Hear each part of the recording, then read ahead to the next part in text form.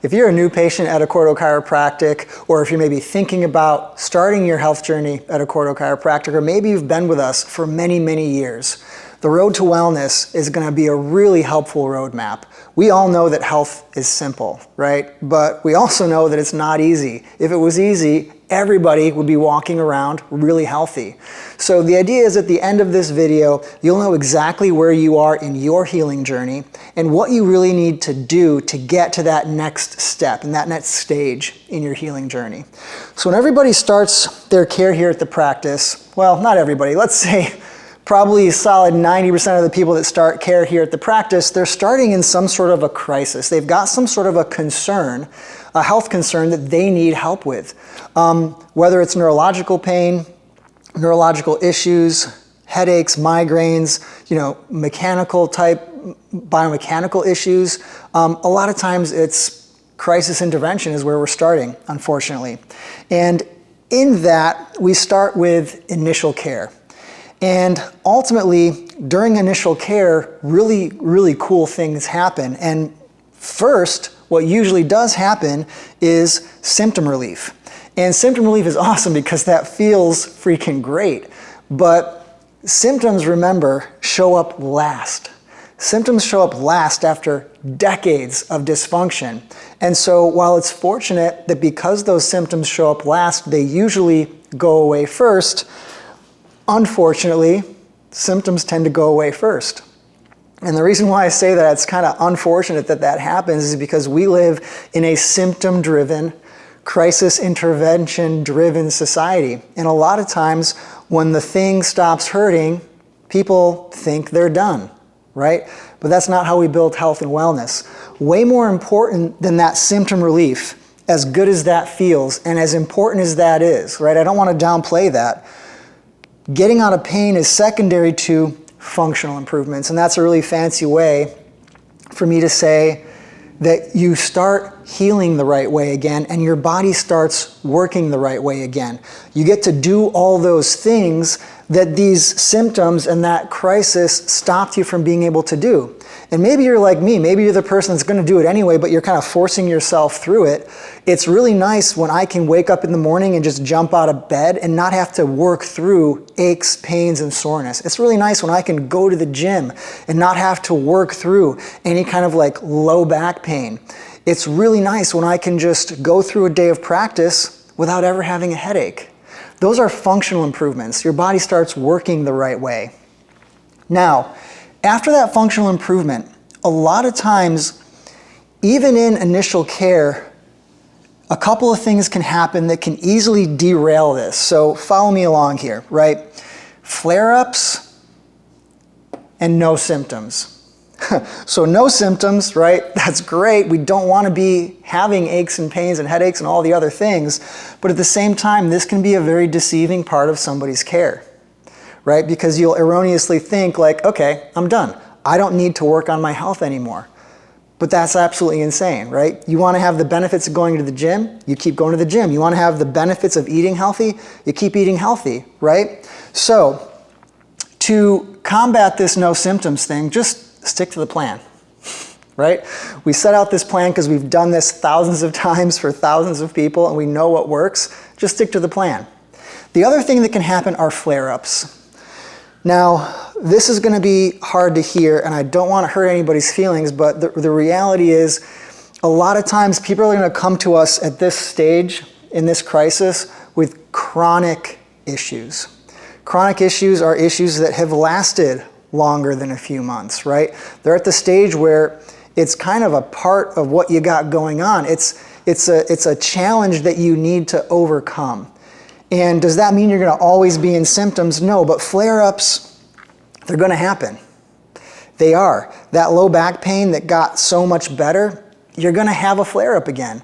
The headaches, you're going to have a headache again, right? It's never, there's nothing you can possibly do that's going to make sure that you feel good long-term without working a process. That's just not reality. And I will gladly debate anybody on that. But the reality is that the longer you are under care, getting the right kind of care for your spine, the longer you are doing the right things for your lifestyle and creating those healthy habits, the reality is that those flare-ups are going to hit with a lot longer in between. They're going to be fewer and farther between, right? I might get a flare-up once, twice a year. The other reality is that those flare-ups aren't going to hit as hard. A flare-up for me isn't even, it's like it registers below a minor inconvenience. Like I know it's there and I know I got to do some things, but it doesn't affect my life at all. And the other thing is that they are going to last a lot shorter. They're not going to last as long. A flare-up for me can be a few hours, right?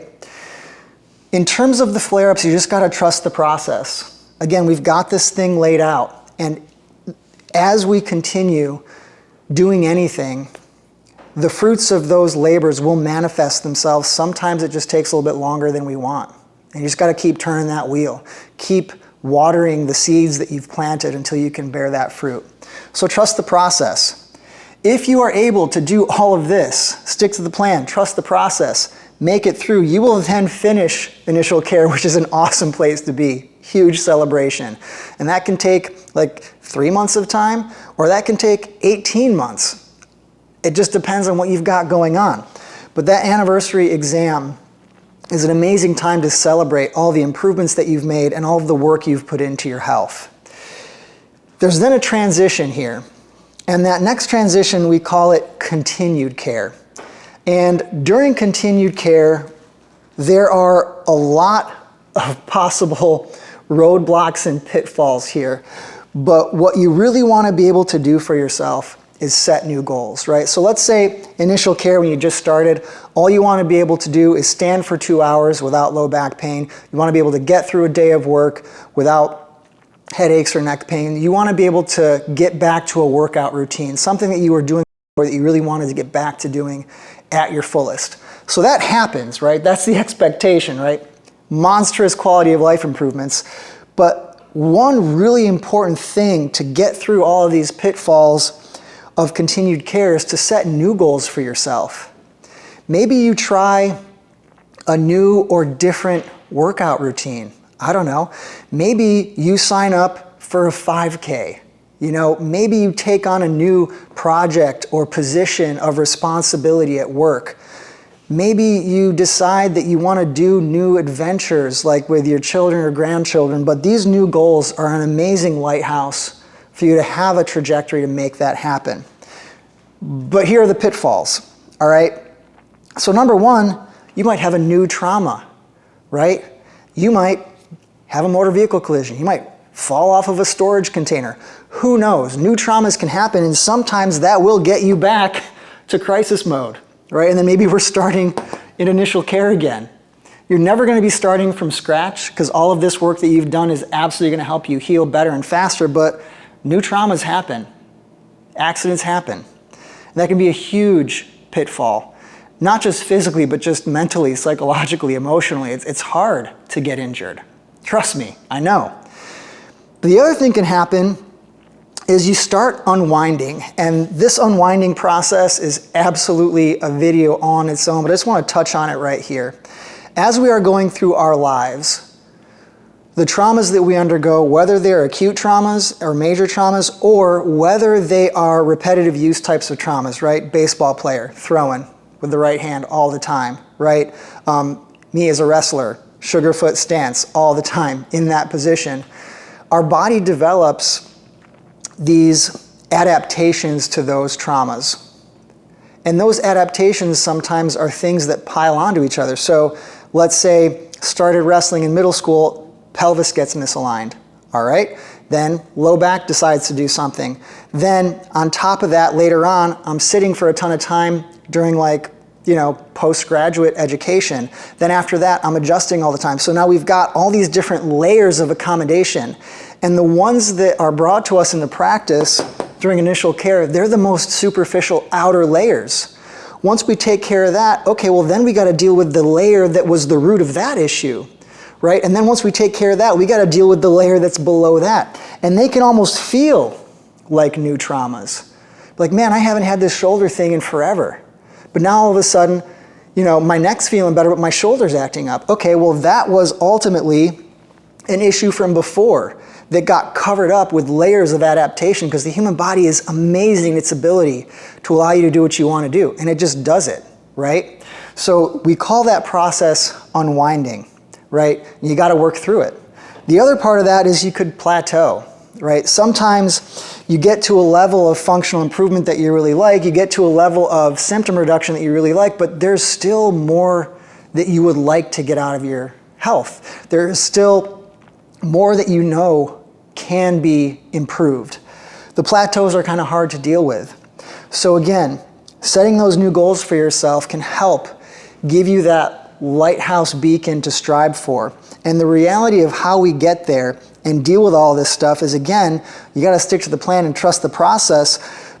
But this is where the home care really, really comes in. This is where your own self-care really, really comes in. I can't do it for you. You know, what I've really come to understand as a man is that none of us can do life by ourselves, right? But at the same time, nobody can do the work that you need to do for you. And ultimately, building those healthy habits that are going to help bolster and create that healthy lifestyle of your dream, that's got to happen outside of the practice.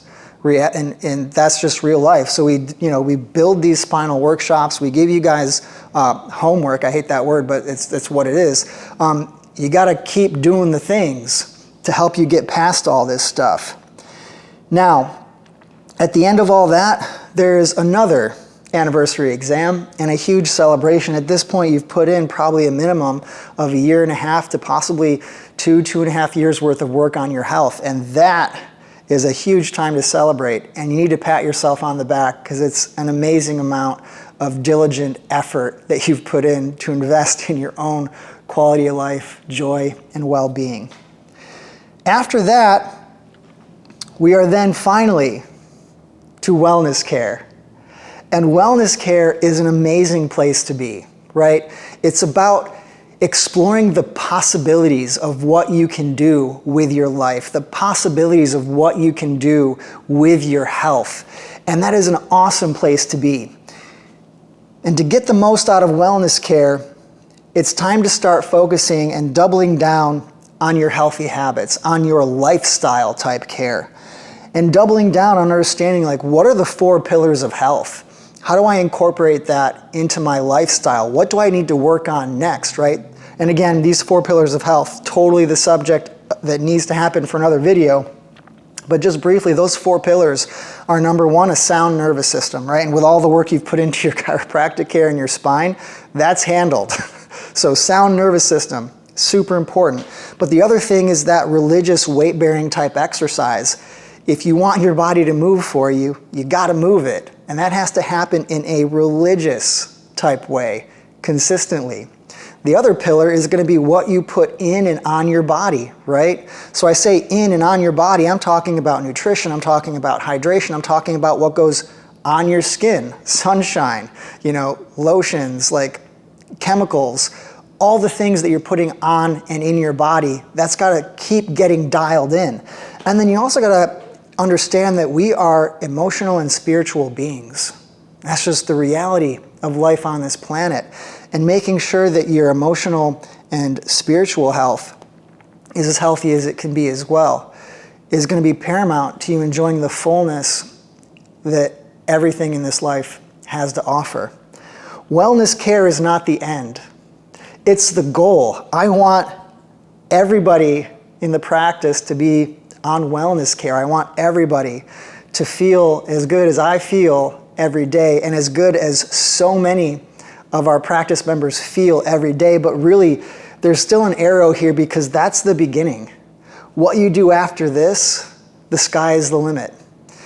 And I'll end this video with one of my favorite quotes ever. I don't even know who said it. I don't care. But it goes like this. A man who has his health has 1,000 dreams. And a man who does not only has one. So I hope this video helped you out. Glad you tuned in. Live higher.